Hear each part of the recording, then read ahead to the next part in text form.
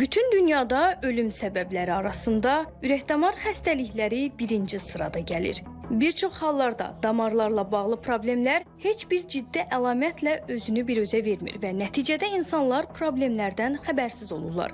Bu isə çox təhlükəlidir.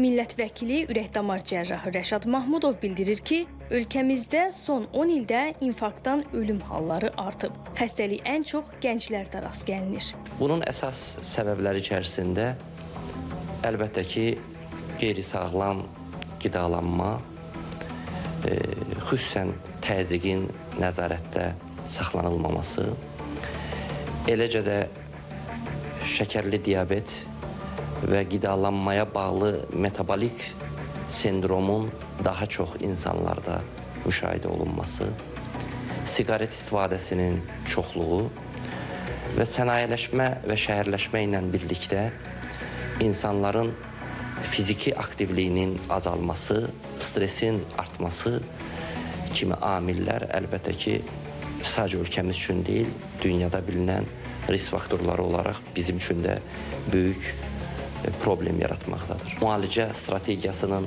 artırılması bu mübarizədə bizi uğurlu edə bilməz.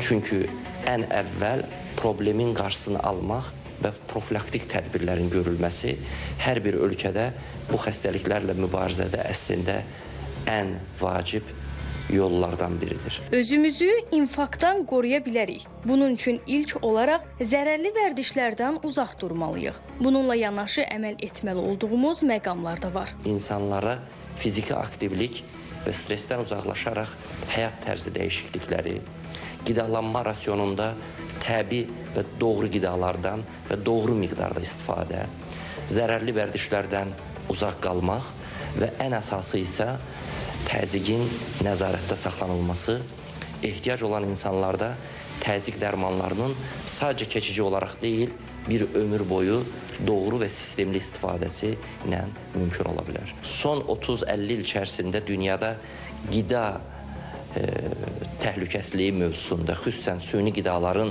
dövrəyə girməsi ilə birlikdə çox erkən yaşlarda metabolik sindromun əmələ gəlməsi və buna bağlı